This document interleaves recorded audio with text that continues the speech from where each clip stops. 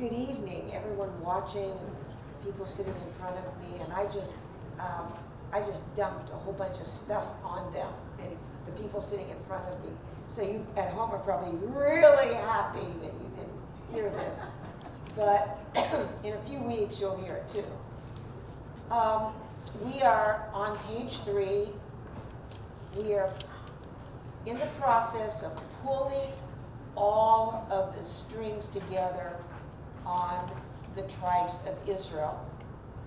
And what you're going to see as we go on is that these tribes have, as they've migrated, they begin to commingle with each other. But tonight we're going to look at another son of Reuben, Reuben being the firstborn. And so we are, I believe, beginning on number 10 on page 3, if I'm correct. And they're letting me know I am correct. So if you will take out your notes at home and your Bible and your migration maps. If you did not get a migration map, all you need to do is call us at the church, 330-453-2519, and we'd be happy to mail you the map so that as we are tracing the tribes, and I mentioned certain places, you will know where we are on the map. Okay, so number 10. We are dealing with Reuben, who is the firstborn, and now we're going to deal with the third son of Reuben. And his name was Hezron. Sometimes you will see it as Hetzron or Hetzron, same person, different spelling, but same person. And these people were the Istavones, or the Iskavones, and they were a division of Germanic peoples. So they were German. They were said to comprise several tribes. Because maybe you had one tribe, then you had clans, and because the sons of Jacob, Israel, had sons who had sons who had sons who had sons. So there are descendants. So they said that there were actually several tribes, but the only one identified for sure were the Sicambri.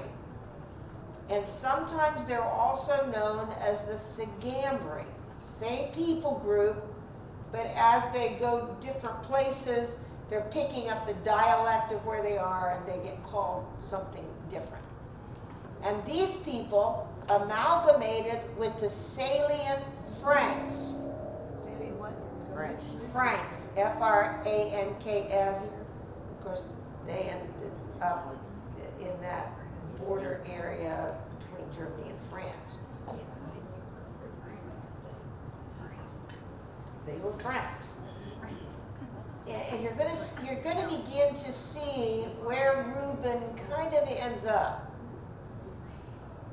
Now, the name Hezron, son of Reuben, was to be connected to that of the Heshwari, or the Chatari. Again, they're showing up as different peoples, but they're descended from the tribe of Reuben. And these people became the Hessian Franks. They became Franks, but they were called Hessian Franks, and you can kind of see it. Hezron, Heshwari, Hessian. So you can see that the name, you can see how the name begins to come down.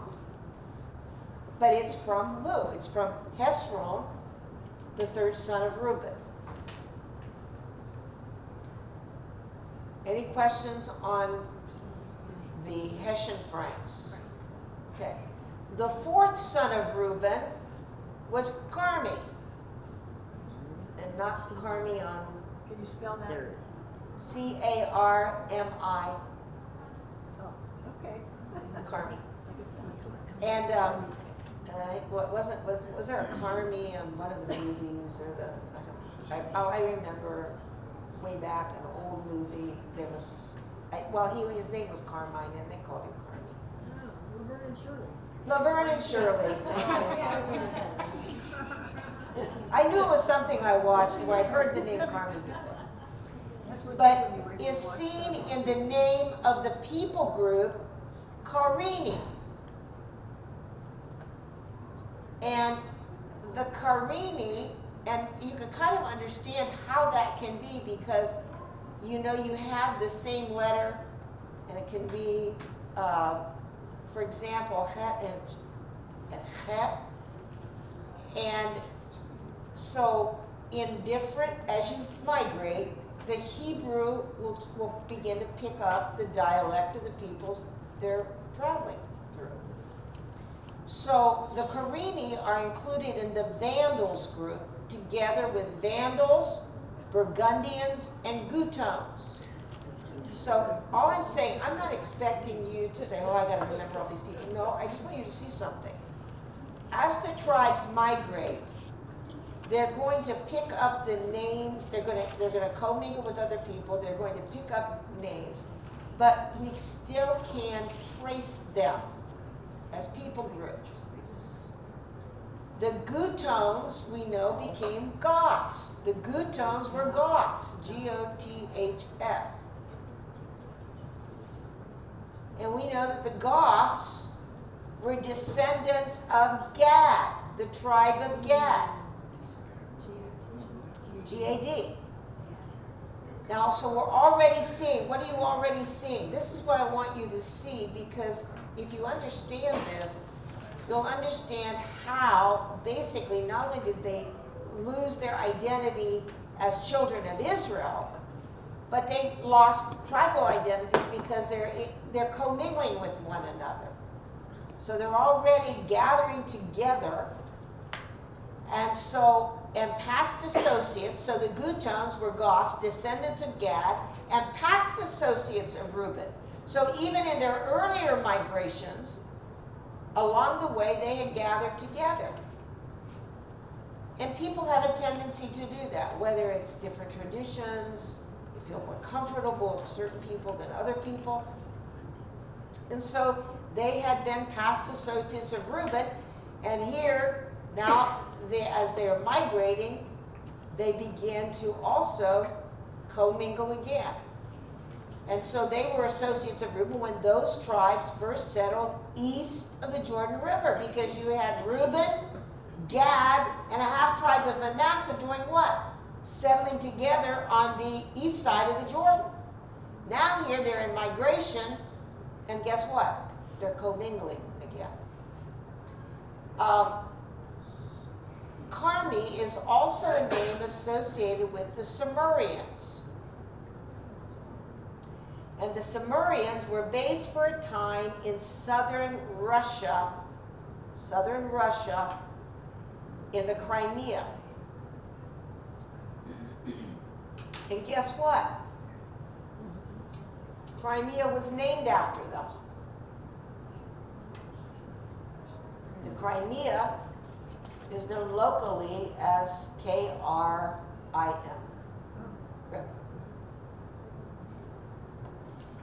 Now this one might be a shocker to you, but I want you to see how far these tribes, when they were exiled and began to migrate, how far they went, and many times in every direction. In addition, Carmi, the fourth son of Reuben, gave his name to Carmania, which is in southern, anyone know? Southern Iran. So you can see where these tribes are going. And that's the point I'm trying to make. When God said, I'm going to scatter you across the nations, it was God's plan, and it happened exactly that way. Now here's what's very interesting as we begin to narrow down as they migrate. Where do the majority finally end up? Well, the names for the sons of Reuben parallel those of important Frankish groups or French groups.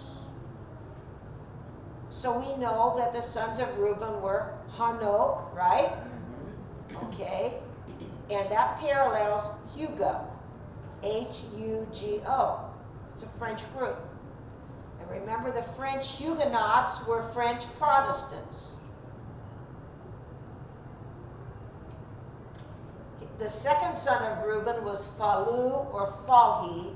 Again, same person, depends on, as they're moving, how the name was spelled. So Falhi, another French group. Hezron, and we've already looked at this, was the Istavone, I-S-T-A-E-V-O-N-E. That is a French group. It's a Frank group. I-S-T-A-E-V-O-N-E. Istavone.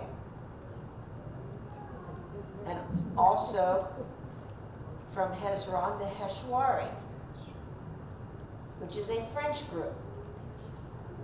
So as you begin to trace the sons, then you're saying, aha, I kind of know what? I know where the majority, not everybody, and by the way, not everybody in France is of the tribe of Reuben. But this is where the majority of the tribe of Reuben ends up, because you can see it. Because the different clans from the tribe of Reuben are ending up here, and they're identifiable. They've left crumbs, they've left signs and telltale signs who they are. And then Carmi, of course, the Carini. So all, A-L-L, all these groups were among the settlers of the nation of France.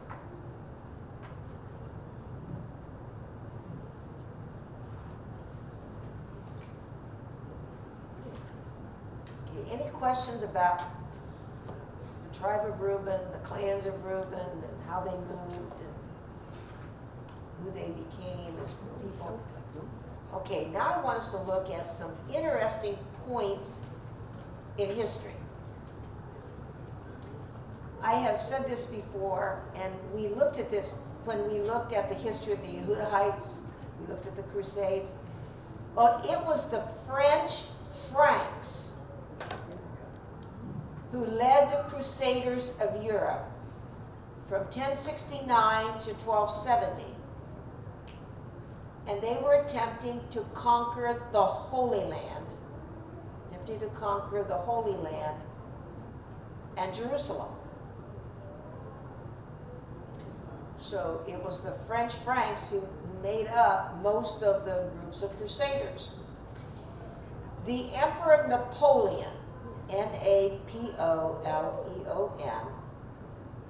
was the Emperor Napoleon Bonaparte, and he attempted to conquer the Holy Land, and in 1799 also offered, this is very interesting, he offered to restore the Holy Land to the Jewish people. Yeah. He attempted and he offered to restore the Holy Land to the Jewish people in 1799. Now I understand there's a time. And so there was some speculation there if it was his genuine intention to do that or whether he had another motive. But what's interesting is it was the French, together with the British. Now there was a desire on Napoleon's part, evidently, to do that. But it was the French, together with the British, who created the political climate which made possible the Balfour Declaration of 1917. By the way, the Balfour Declaration is that document that basically was declaring the necessity for creating a Jewish homeland in the Holy Land. So it was a while after 1799, but the French were cooperating with the British in doing that. So you have the Balfour Declaration, 1917, and ultimately the State of Israel in 1948, the State of Israel. Now, and how many know that politics usually gets in and muddies the waters? Anytime politics gets involved, you have muddy waters. So here's what happened. when the French received jurisdiction over Syria, because you have Syria, Lebanon, Israel, Jordan. Well, the French received jurisdiction over Syria, and Syria neighbors Israel, and now they're the authority. They're in power and they're in authority. And what do you know about power? Well, power has a tendency to corrupt sometimes.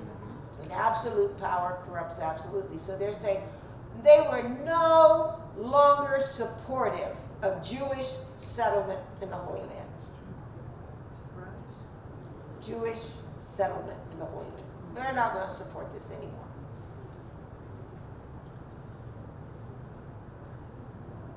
There were elements, and when you understand, anyone think about anything about what was said about Reuben, about his stability? Unstable as water. Yeah, we'll do this. No, we won't do that. Yes, we'll do that. No, we won't do that. And what do you see? You can see it coming out in the character of the nation. There were elements among the French who identified with the Germans in World War II. And some of you know that was called the Vichy government. They were a minority, but not an insignificant one. So Vichy France in World War II exhibited German tendencies and anti-Jewish hatred. Okay. So basically what you had this minority group, which was the Vichy French, and then you had the majority of the Free French. So even so, the Free French, who fought on the side of the Allies, made a good show of themselves.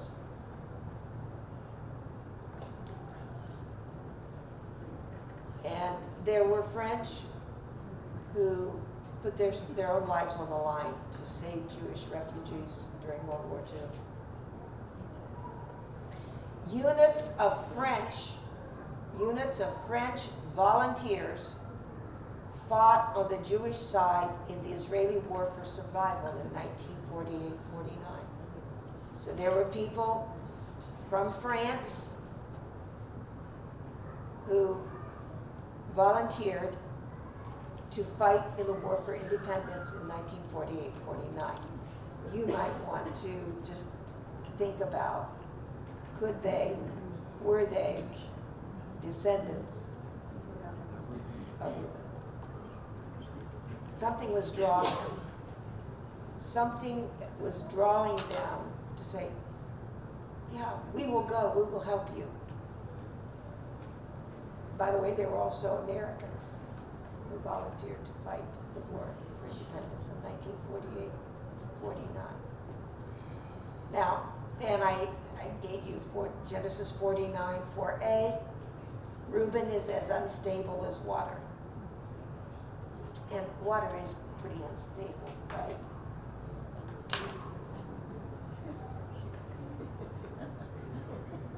No, I'm not going to do it. I did one last time. Okay.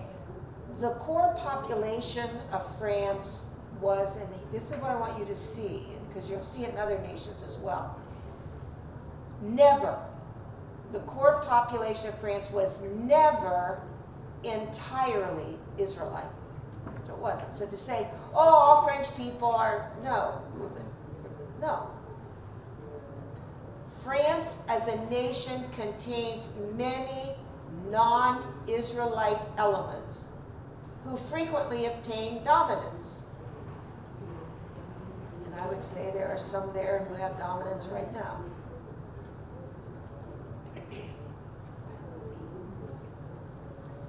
Yet, the Israelite element is still there and has been historically important, and it is still there. And even people who are non-Israelite can pick up certain names, such as Emmanuel. I'm just going to leave that out there. other than to say he's anything but God with us. That's all there is. So now, I'll probably knock this whole class off because I said that. Okay, that's okay.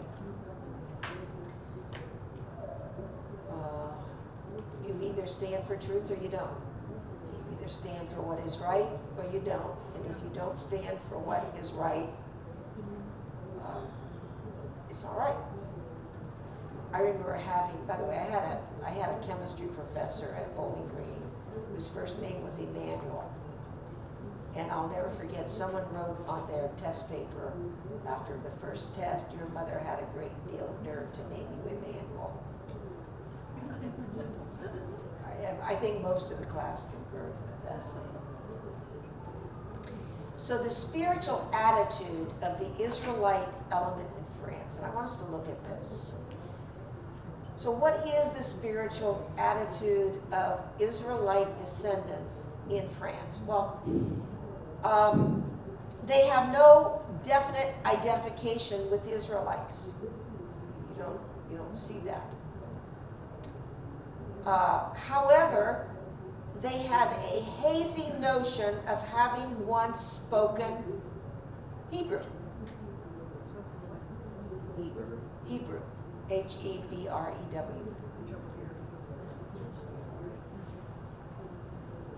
they obviously have a vague idea of returning to the Holy Land. Why do I say that? Because when the Muslims took over the Holy Land, remember, it was the French Crusaders who said, we need to go and we need to save the Holy Land from this Islamic onslaught. There was something that drew, I mean, you just don't wake up one day and say, no, I want to go halfway around the world. And there was something. So they had some vague idea of returning to the Holy Land. Now, for a short period of time in 1920 to 1928, the French ruled over the country of Syria, which is very interesting, because that area is within the territorial expanse that once belonged to the tribe of Reuben. And by the way, that's why many Syrians and descendants of Syrians know the French language, speak French today. The French were also involved with the nation of Lebanon. And they were patrons and protectors of the Christian Lebanese population. And of course, most Lebanese Christians are Catholic. Most French Christians are Catholic. But there was that, they were looked out for their Christian brothers, and they did. And in fact, some of the Christians in Lebanon today may even descend from French Crusaders, because guess what happened? When the French Crusaders came into that area, they did the same thing that American soldiers did in World War I and World War II. They found themselves brides and married them. And then they had children. Now, according to the book of Ezekiel, and I want us to go to Ezekiel chapter 48, verse 7.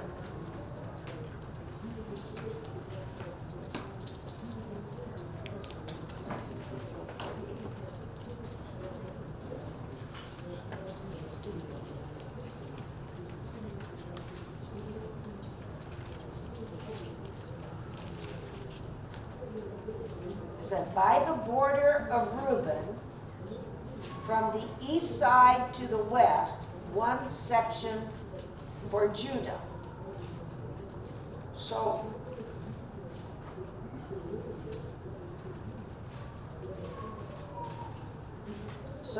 Reuben then, and this is basically giving the end time land allotments. The tribes are going to have end time land allotments, which is why the Lord spoke to Daniel and said, you go rest, you sleep now.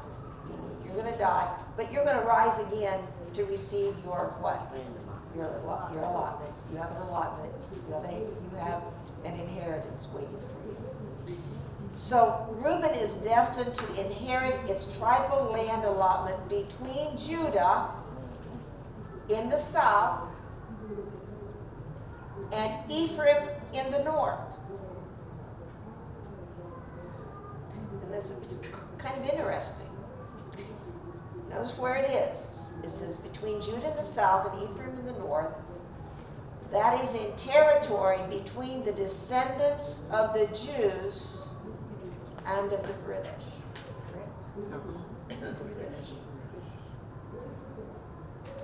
Which is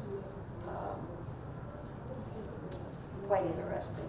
And that, I will tell you that has to do with how they migrate, where they end up. Okay, any questions about that history and their identity? Okay, I want us to look at tribal names and national character. The name Reuben in Hebrew means see a son. Now, those of you who have been here know that Jehovah Ra'ah is the God who sees. So Ru, Ra, and then Ben is son. So Reuben, see a son. It also has connotations of increase, getting bigger and bigger. Ribui, which is increase. Reuben was the firstborn. And I would say this of the French people. The French, whether it's in positive or negative ways, are always seeking for some kind of order in the world. Now I'm going to just kind of go off on a minor sidebar. One of the individuals who is pushing for a new world order is none other than Emmanuel Macron. Remember, I haven't done it so much in this class, but in my Sunday class, we were looking at many of the things that he is very much behind and trying to get on. And I notice why I said what I said here, in positive or negative ways. Now, Yair Davidi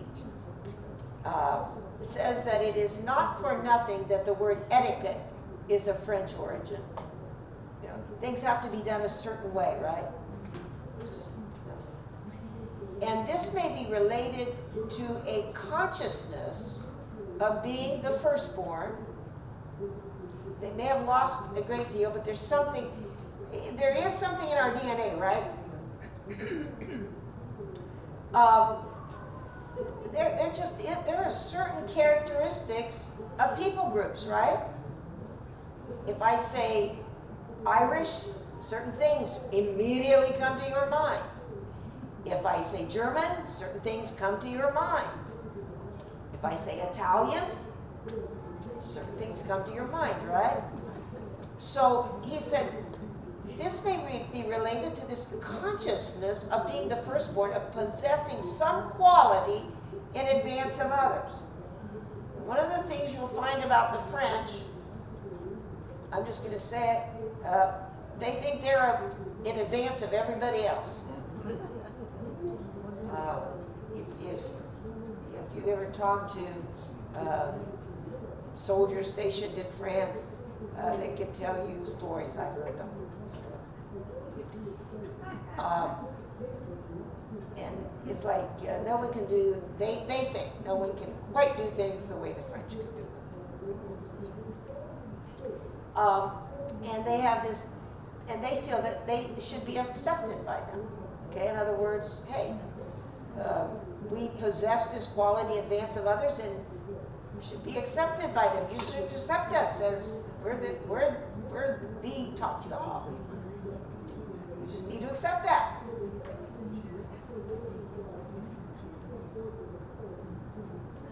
For a long time, everyone was learning. By the way, if you go back, even in the history of our own country, as a foreign language, French was a very key foreign language that was taught. For this very reason I'm telling you, because they thought, well, this has to be the other international language of the world. This has to be, French has to be. Now, regarding the sons of Reuben, so we know the tribe of Reuben, then underneath him are sons, right? And they're going to have children, they're going to have descendants, and on down. Well, Hanok means inauguration. Now, inauguration means what? If something is the inaugural something, it's what, the first? Inauguration. Oh, INAUGURATION. Inauguration.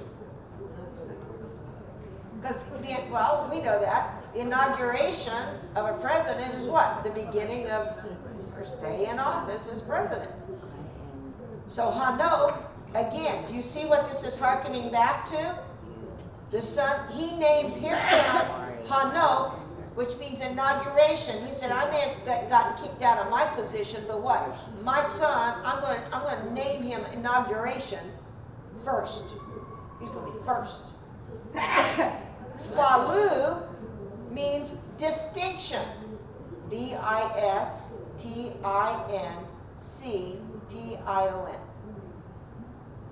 I mean, you're beginning to see a pattern here from the naming of the sons of Reuben. Distinction. Well, we're going to have some name recognition here. Hezron means dweller of the courtyard. Okay. So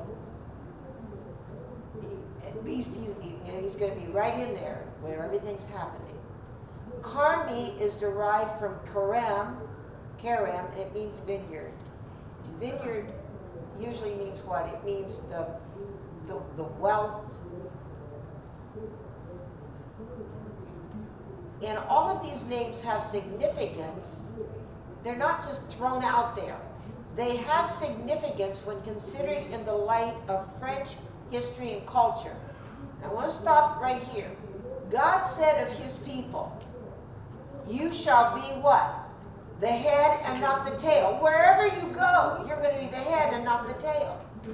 So there's something about rising. Why? Because God has already put it in your DNA. So these things happen. And so the French tend to emphasize quality educational requirements. They are really big on education. EDUCATIONAL, education requirements. And they are definitely big on ceremony. Have you ever seen a ceremony on TV done by the French? Oh yes. I mean, they are all dressed up and they're marching and their lines are straight.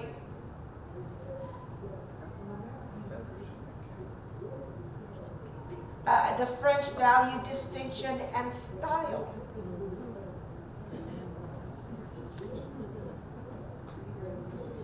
You remember one of our own first ladies, Jacqueline Kennedy, loved French fashion, French designers, and they valued her because she was wearing French designs. French fashion, and I'm not going to ask how many of you ladies in front of me have ever had a Louis Vuitton bag.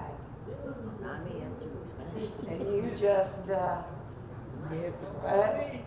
And you either had those or you did the ones in New York on the street, right? Because it looked like a Louis Vuitton, right?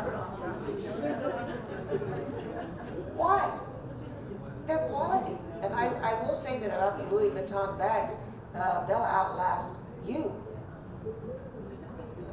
They're purse will be passed on to somebody else, your grandchild, your granddaughter. Sharon, you have one. Me? Sharon. Oh, Yes, Sister you have Sharon. one. I had one. Do you? No, I don't anymore. But I did. I passed it on. I did. I passed it on. But I did pass it on. And my mother had one too, and it got passed on too. Because we had, I don't have, she didn't have a granddaughter, so she passed them on to cousins, children. But yes, they got passed on. I'm guilty. I'm guilty.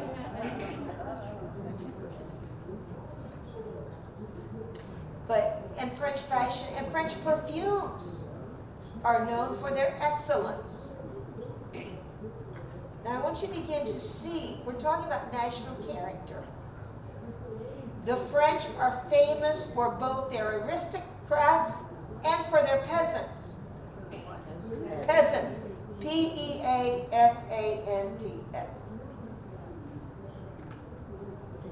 And it's kind of interesting because they're known for their aristocrats. And by the way, the French had a great deal of impact on the birth of this nation, our nation.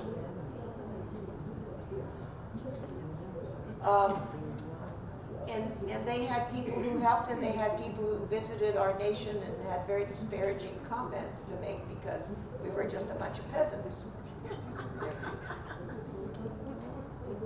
But both types of individuals are really implied by the name Hetzron, courtyard dweller. And Carmi in Hebrew, I said, means my vineyard. I don't have to tell you, France is known for its vineyards, its good wines, French wine, and expert winemakers. And actually, French wines are considered the best in the world.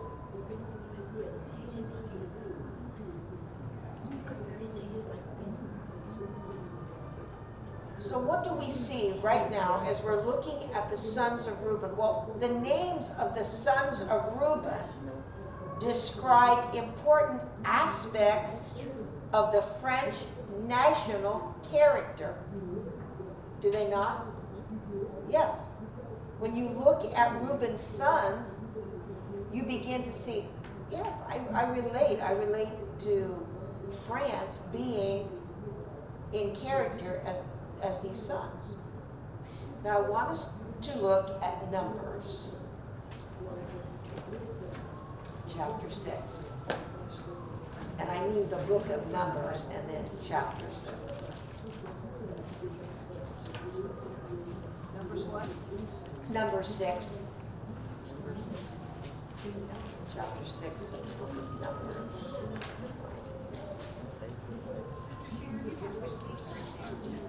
Do I have 16.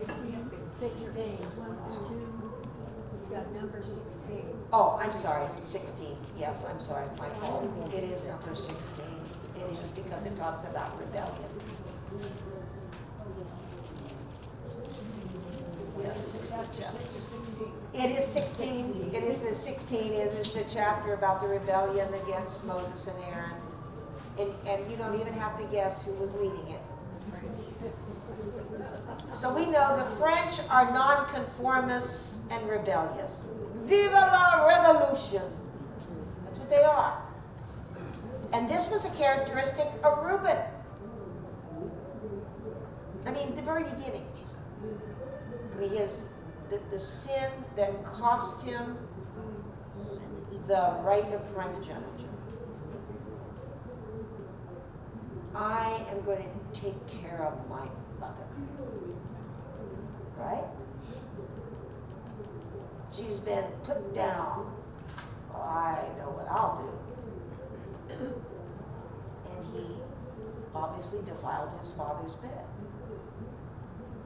And rebellious. So let's look at Numbers and see if this kind of rebellious attitude continued in the descendants of Reuben.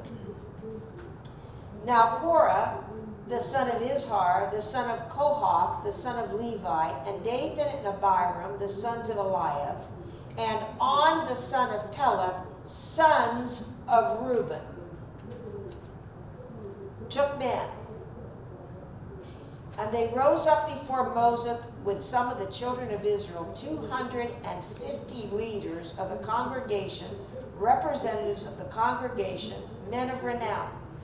And they gathered together against Moses and Aaron. Now, Moses and Aaron were God's chosen leaders. God put them in their positions. And said to them, you take too much upon yourselves, for all the congregation is holy, every one of them, and the Lord is among them. Well, it had nothing to do with that. Do you understand? They were basically saying, we're going to take positions here because you don't deserve those positions, and you just take too much on yourself. And after all, the whole congregation is holy. Yeah, the whole congregation is set apart, but that doesn't mean that God has not set order. So it says, why then do you exalt yourself above the assembly of the Lord? They didn't do it. God put him in that position. God exalted them. So when Moses heard it, he fell on his face. And he spoke to Korah and all his company, and saying, tomorrow morning the Lord will show you. Listen, it's not for us to do it. By the way, when you're opposed like this, it's not up to you to defend yourself. Let God do it. He said, tomorrow morning the Lord will show you who is his and who is holy, and will cause him to come near to him. That one whom he chooses, he will cause to come near to him.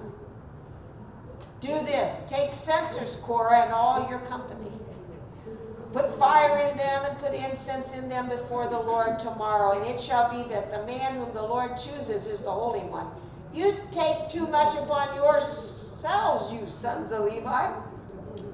Do you understand? Now understand, these were Levites. They were the tribe of Levi. They were from the priestly tribe. They already had a position. Then Moses said to Korah, hear now, you sons of Levi, is it a small thing to you that the God of Israel has... Now see, here's the key. The God of Israel has separated. He has holified you. That's the word, separated. Remember? Separated, set apart. You from the congregation of Israel to bring you near to himself. The Levites had a position to be able to come before the Lord himself that the rest of Israel did not have. He said, you think that is a small thing? To bring you near to himself to do the work of the tabernacle of the Lord and to stand before the congregation to serve them? And that he has brought you near to himself, you and all your brethren, the sons of Levi, with you? And are you seeking the priesthood also? The high priesthood. Therefore, you and all your company are gathered together against the Lord. And what is Aaron that you complain against him? And Moses sent to call Dathan and Abiram, the sons of Eliab, but they said, we will not come up. Is it a small thing that you have brought us up out of a land flowing with milk and honey to kill us in the wilderness, that you should keep acting like a prince over us? Seems to me that they were happy to have Moses come in and lead them out of Egypt. Moreover, you have not brought us into a land flowing with milk and honey, nor given us inheritance of fields and vineyards. Excuse me, why are you where you are right now? Because of your rebellion. We will not come up.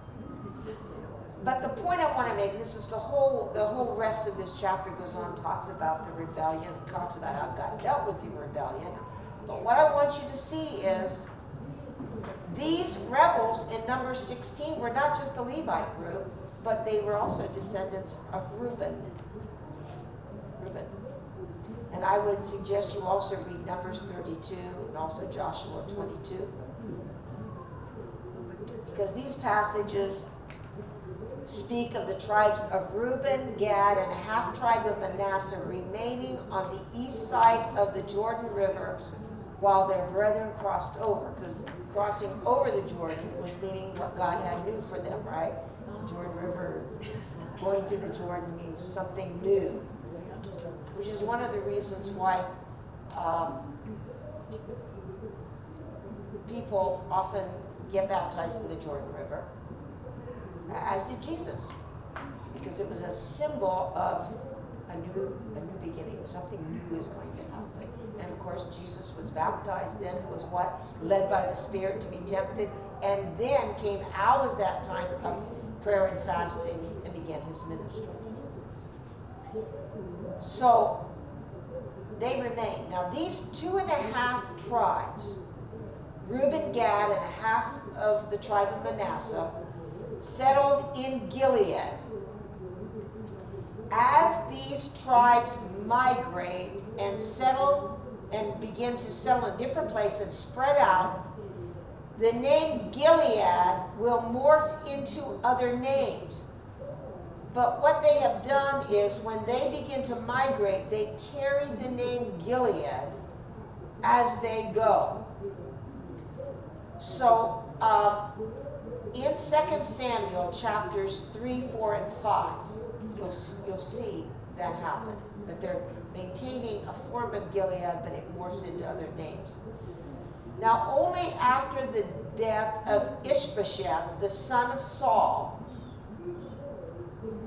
did the Reubenites gather with the rest of the tribes of Israel and proclaim David as king. So when you read this 2 Samuel, these chapters, you're going to say, no, we're not going to proclaim David king. We're still with Saul. Saul lineage. So what do you see in Reuben? You see this kind of a rebellion, kind of being Just being wishy-washy. yeah. Just kind of wanting to throw a monkey wrench into everything all the time. Reuben. Now the names into which Gilead will morph will be Galati, Gali, Gala, and guess what? Gaul, which is another name for France. So possibly, and I just say, these that I just gave you, we know. But possibly from the tribe of Gad, we're going to see Gati, because guess what? What do you have? Reuben, Gad, and a half tribe of Manasseh. And not only are they together on the east side of the Jordan River, but guess what? When they migrate, they're going to get together and commingle as well. So remember that the names will morph and change from place to place and also from time to time. Some French writers have said that the Franks were themselves mainly of Galatian origin. Well, guess what? Gilead, because they called their name Gilead, does not mean necessarily they are all Gad. But Gilead, they're taking it with them, and it will go into Galati, Gali, Gala, Gal. And guess what? Galatian. Okay? So the Galatians, or Galati, or Giladi, were also known as Galdi. And guess what? In French Bibles, if you get a Bible, and you're looking at the name of Gilead, so they'll say, and they settled in the area of Gilead, guess what it is? Galdi. Okay? In French Bibles, Galdi is a form of the Hebrew name Gilead. So if you pick up a French Bible, it's going to say, relating to Gilead, will be Galdi. So this is another what? This is another clue to us about where the tribe of Reuben has migrated. Okay, I have to stop. What I want you to see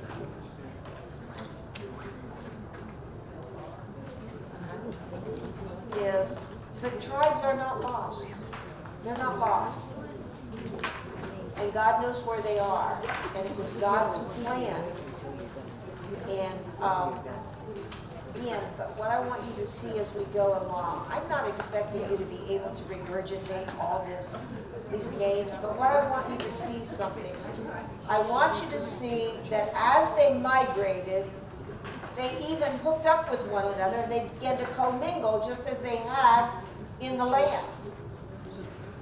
I also want you to see that they have kept some identifying characteristics, some good, some not so good. And that helps us to know.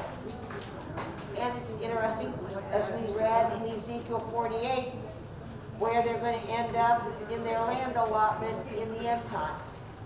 Next week we're going to look at some of we're going to look at the tribe of Reuben, and then we're going to look at France, and we're going to see, are there any similarities there with what they did, what they had? And I think you're going to be very interested in that. Also, we are going to look a little bit at the French Huguenots. Very interesting. And so, and then I'm going to talk about the mandrakes. And I'm going to show you a picture. You should have one on your note of a mandrake, and you're going to say, that looks familiar. So, are there hints when we go to trace the tribes? Absolutely. I hope that you are enjoying this and this study at home as well as we are here. And again, this is not just done as a history lesson. This is done to show something. God had a plan. God worked the plan. He's still working the plan. And think about this. If God could work this gigantic plan, and we're still on the first tribe. We're just pulling the strings together on the first tribe. And God is going to bring to pass His plan for all of the tribes scattered everywhere around the globe. And if He can do that, He can work His plan in your life, and you can be assured of that. So if you're out there, I'd love to hear your comments, your questions. I would like to know what you are thinking now as we begin to look where the tribes have gone, where they ended up, and what's going to happen to them in the end time. So if you have comments, I'd love to hear them. If you'd like to give in response to the teaching that you have received, whether you're in here and can give it in the Joash box, or whether you're at home and want to send it in or drop it off at the church, we would love for you to do that. That's what enables us to bring these to you every week. And know this, I appreciate, and I know so many of you are giving. Thank you so much for all of you that give regularly to help us continue these classes. We love you. If you have a prayer request, we want to pray for you.